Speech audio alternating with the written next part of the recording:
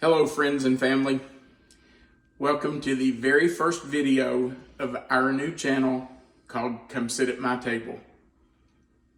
Melissa and I have been thinking for a while about maybe having a YouTube channel where we post some cooking videos because we've had several people ask us to do that. So today is the beginning. This is our very first video. It is the fall.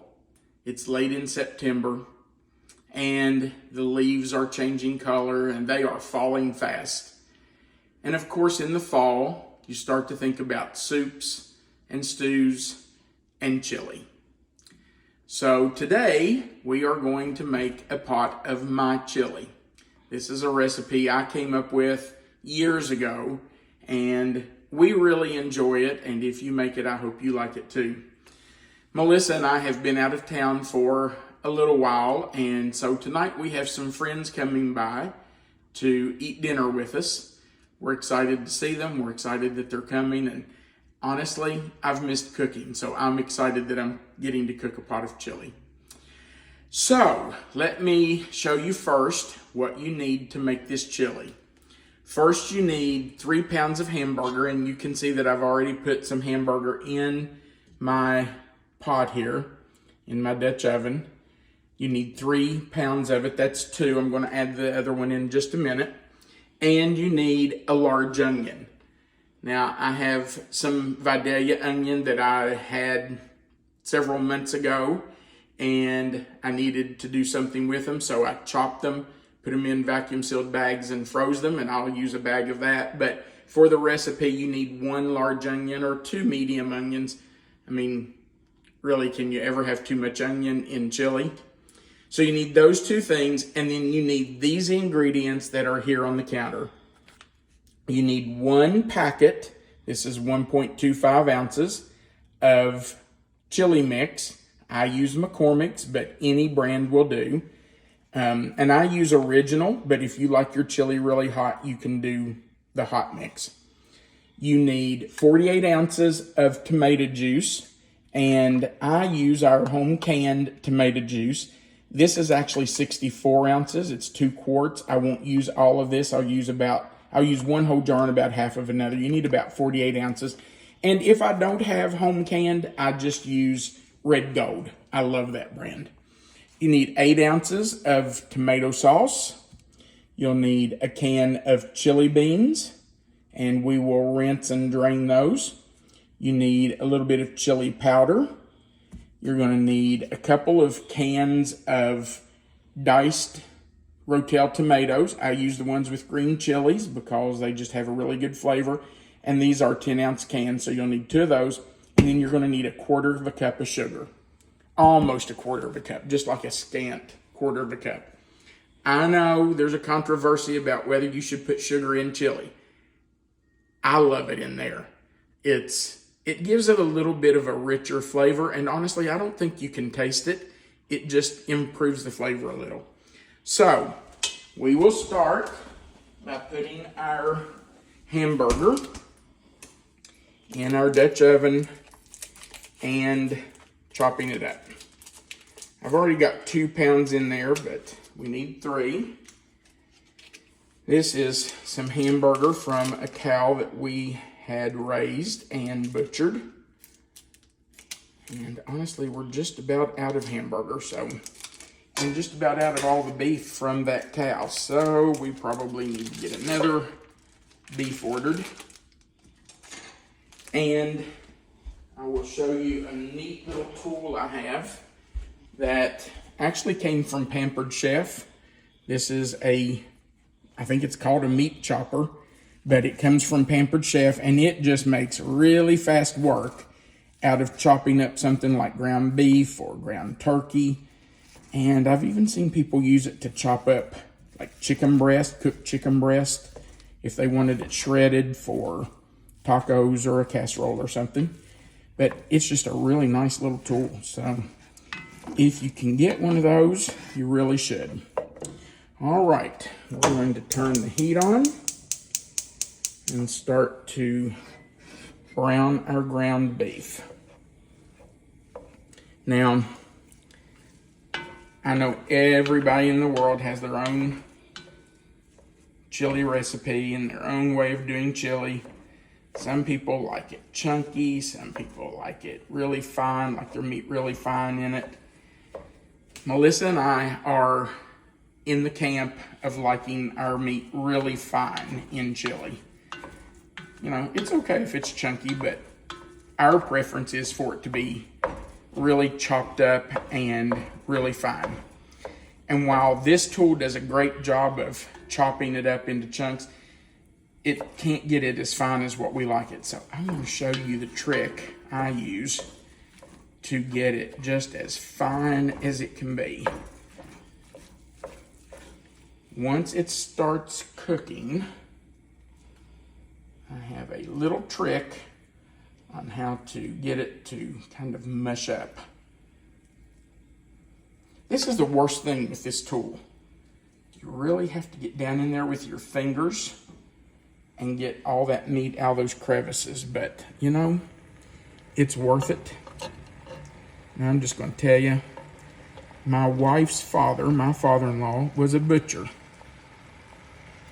And he had no problem touching raw meat. But he did not pass that along to his daughter. Right? It's not my most favorite activity, no. So, my wife does not like touching raw meat. Sorry, I have to wash my hands. Touch that meat, so I've got to wash.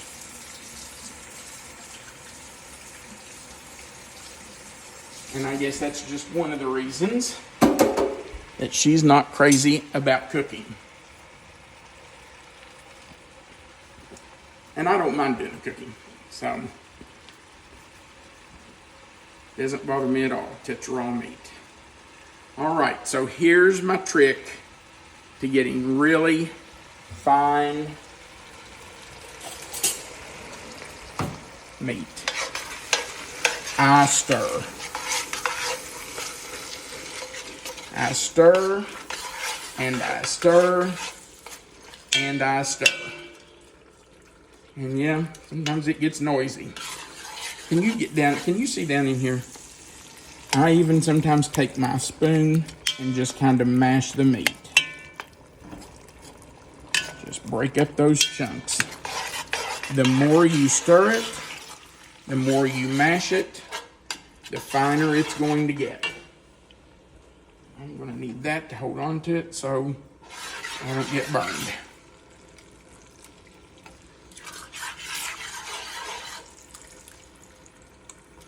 And you can see down in there when you have a large chunk, just take the back of your spoon and mash it up and keep stirring.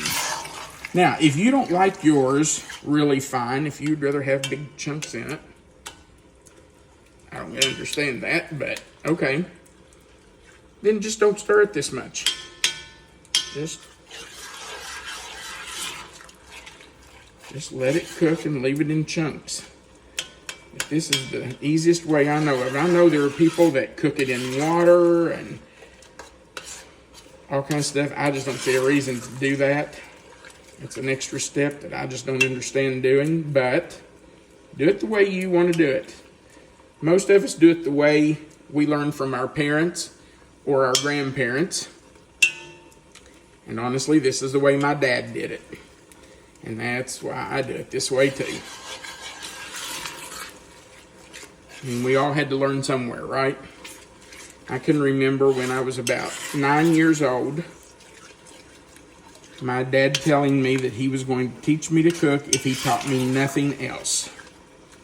Because he did almost all the cooking in our house. My mom did some of the cooking, but my dad did the majority of it by far. And he did that because he was one of 8 children, and growing up, it was his job to cook for the family. He cooked breakfast for his mom and dad and the 8 kids, and they had renters who lived in their attic, men who were working on the West Virginia pipeline. And he cooked for them, cooked breakfast and made their lunch for them to take to work. So he was used to cooking and he wanted me to learn to cook. So a lot of things I do, I do, because that's how he did it. All right, if you'll look down in here, you can see how fine that is. It's chopped up pretty fine. So, I don't see any pink left. There's no pink left in the meat. So, we are finished cooking the meat. Now, I'm going to drain this and get it ready to put everything else back in. Finish the chili off. But I'm going to cut the camera while we drain the meat, and I'll bring you right back in just a few minutes. Actually, give me 1 minute and we'll be right back.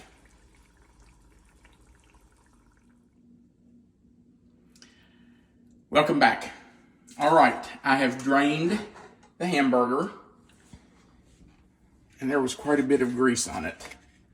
And you really don't want that grease in your chili. So drain it well, make sure it's all out of there. And then just return it to your pan. Pardon me for the noise, but you gotta get it out of there. And you don't want to waste any of that hamburger. I'm just gonna be honest with you, I probably shouldn't even say this, but I watch cooking videos where people don't scrape the bowls, and it drives me crazy. You know, we had a very wise man who was one of our founding fathers who said, waste not, want not. That still is good for today. Melissa, do you know who said that? Ben Franklin? Benjamin Franklin. Very wise man. So, I mean, how long does it take to scrape out a bowl? Get everything out of there. That's why you're cooking. All right, so we have all of our hamburger back in our pot. Next, we're going to add our onions. Now, in my opinion, that's the hardest part of the whole recipe. Just getting a hamburger browned and drained is the toughest part, and that's not hard. You also are going to have to chop an onion, but I already had these chopped and frozen. We had a bag of Vidalia onions that we weren't going to be able to use before we left on vacation, so I just chopped them up, put 4 cups in a bag, and vacuum sealed them and threw them in the freezer. So I am going to put most of this in there. I'm probably not going to use it all right now, but we'll see later. I may finish and put the rest of it in there, because really, I don't think you can have too many onions in chili. So there go the onions in.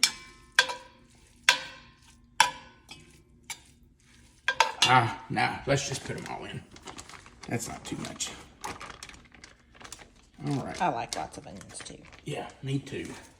Onions are good, and they're good for you. Oh my goodness, onions are wonderful for you. Okay, so we've got the onions in.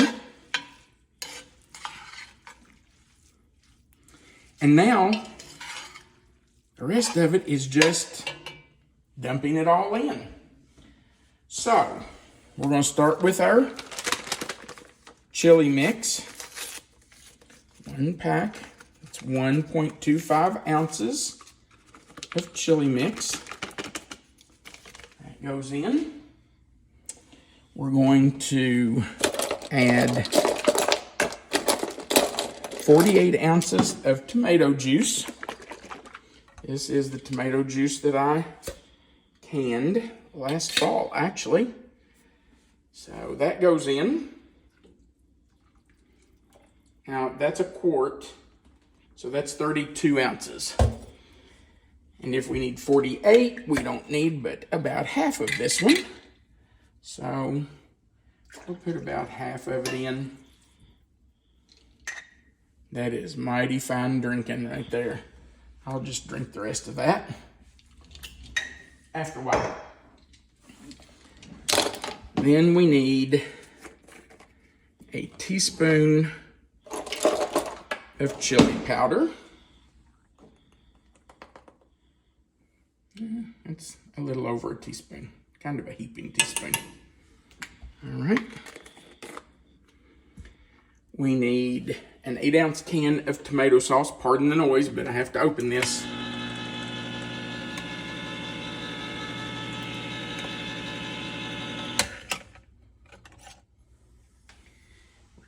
Dump that in. Waste not, want not. Get it all out of there. Then 2 cans, 2 10-ounce cans of Ro-tel tomatoes.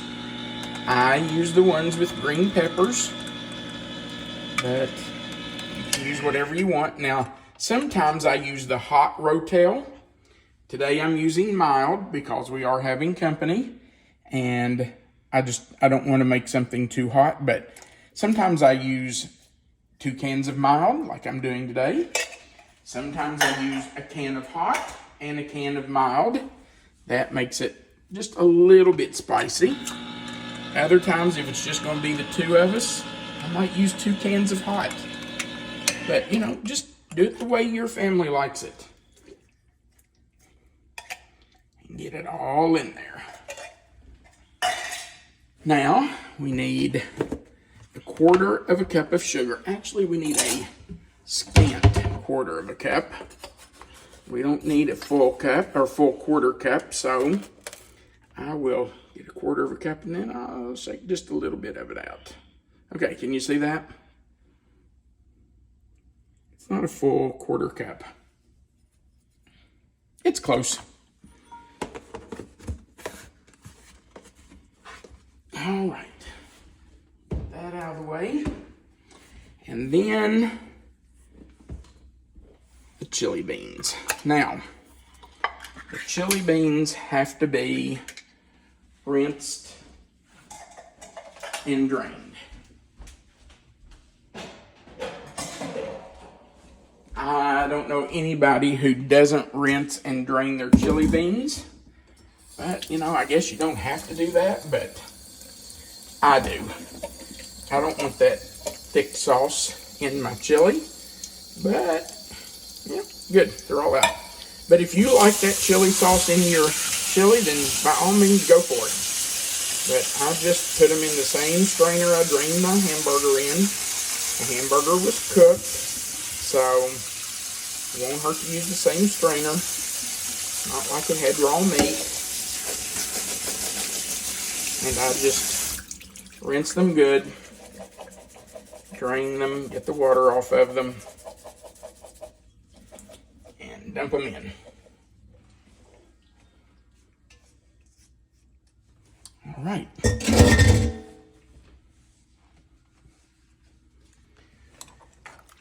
The only thing that's left to do is to turn the fire on and let it cook.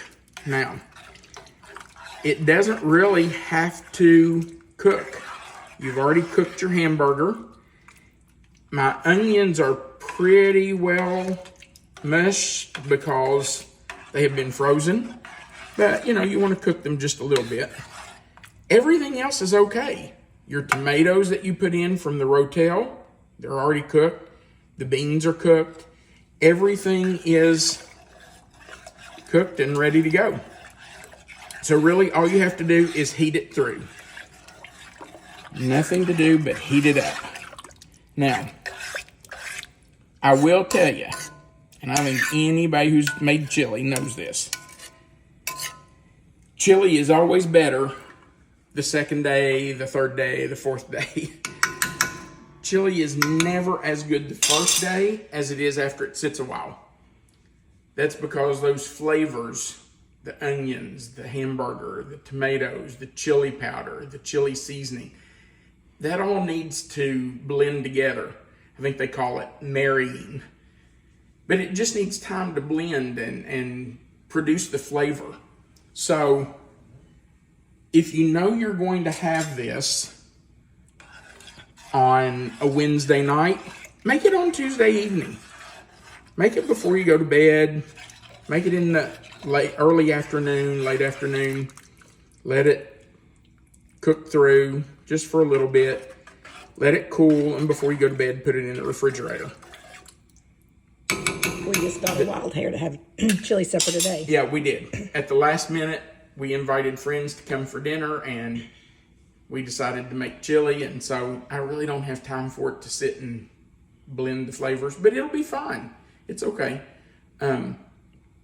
But just, you know what? think I'm gonna put some more of that tomato juice in. Yeah, there it went. So much for your Yeah, I won't get to drink it. drink you were gonna Oh have. well. You know what? I have a lot more jars in there. So it's fine. Oh yeah, that's better. It's I not think that quite so does look thick. better. Yeah. This also freezes really well, doesn't it? Oh my gosh. That's the good thing about making chili like this. This is a small batch for us. I normally make a double batch, and sometimes I make a triple batch. We have a pot that is probably this big around and that tall. And a lot of times I'll make a double batch or a triple batch of it, and we'll eat on it for 2 or 3 or 4 days. And then what's left, we put in individual boxes and stick them in the freezer. And then when we need a meal, we take it out, put it on the stove in a pan or put it in the microwave. And in a few minutes, we have hot chili. So it freezes really well. It's amazing how well it freezes. And you know, I'm a big believer in freezer meals anyway. It's nice to have things already ready and to be able to just come in after work or after you've been out all day or working in the yard and be able to fix something at the last minute. So yeah, don't be afraid to freeze your leftovers and use them later. All right, we're gonna let this simmer for a few minutes just to get everything together. And we will be back in just a few minutes to do a taste test.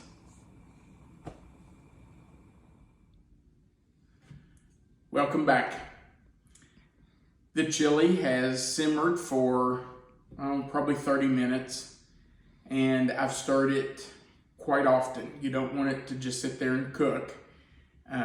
So just barely simmer it, just keep it warm and stir it every few minutes, every couple minutes.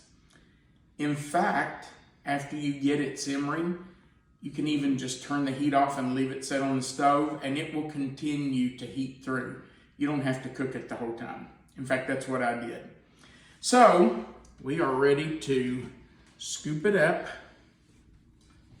and have a little chili.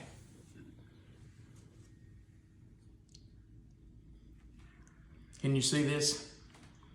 It looks wonderful and it smells fantastic. Well, thanks, baby. And you know, nothing says fall like a big bowl of chili.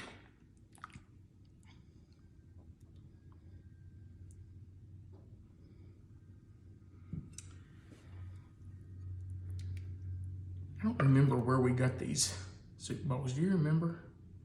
I don't remember. Did we We've get had them these for a in- long, long time. Maybe in Pigeon Forge? That's what I was thinking. Maybe Pigeon Yeah, I Forge. think it was in Pigeon Forge. All right. So there's our chili. Let's have a taste test. Come around here and sit down with me. Let's try this. Actually, I'm gonna take that out.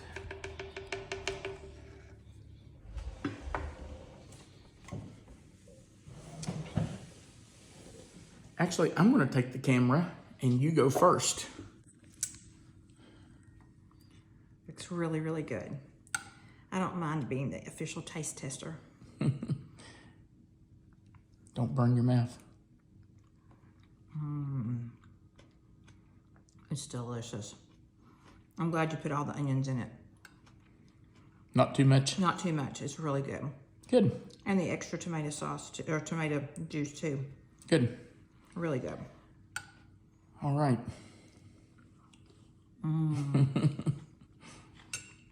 See why I like to cook? You're gonna love this, guys.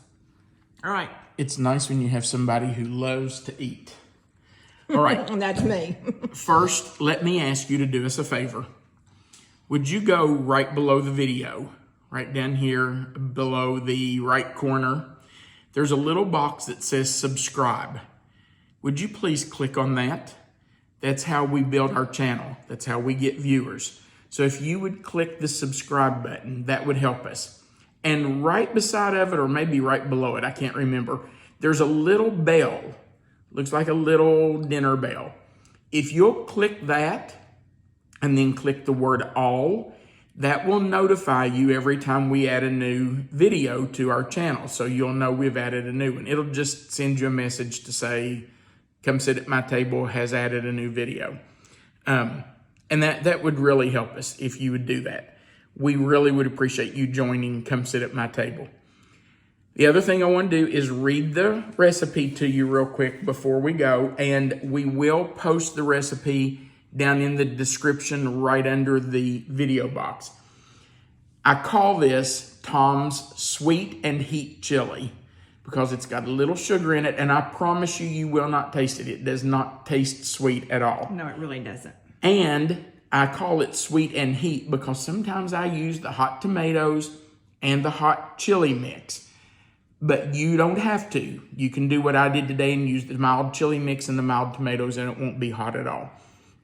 All right, so the recipe is 3 pounds of hamburger, 1 very large onion or 2 medium onions, or as much as you want. As you noticed in the video, I added a lot of onions. I just don't think you can have too many.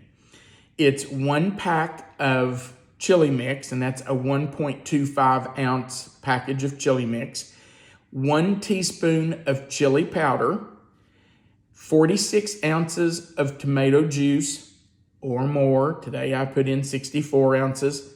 Doesn't hurt it at all, but normally what I put is 46. But today, I don't know, it just needed a little more, so I used 64 ounces. But the recipe calls for 46 ounces. An 8-ounce can of tomato sauce, a scant 1/4 cup of sugar, 2 10-ounce cans of Ro-tel tomatoes. And again, you can add more tomatoes. You know, if you've got 3 cans and you want to use them up, put all 3 in there. It's not going to hurt it. And then a 16-ounce can of chili beans that you drain and rinse. All right. I'm going to taste this too. It's not fair you got to taste it and I didn't. So here we go. By the way, I told you we're having friends over tonight for dinner, and we are going to serve this with pimento cheese sandwiches. I'm making my homemade pimento cheese, and we'll do a video for that too, and I'll post it. But you can serve a lot of things with chili. Sometimes we do peanut butter and jelly sandwiches. Sometimes we do grilled cheese sandwiches, and Melissa can tell you, I do love my grilled cheese sandwiches. You can serve a cheese ball with it, cheese ball and crackers. That goes really well with chili. Or a vegetable tray, like raw celery, baby carrots, cherry tomatoes, and put some ranch dressing on the side to dip those in. All of that's good with chili. You can put just about anything with chili. Crackers and cheese. Absolutely, crackers and cheese. But people think I'm crazy when I say this. We only drink milk with chili. And I know people are like, milk with chili? It's wonderful. When we have chili, we always have a glass of milk. So try it. If you've never done that, try a glass of milk with chili. It's really good. Okay, here we go. Taste test.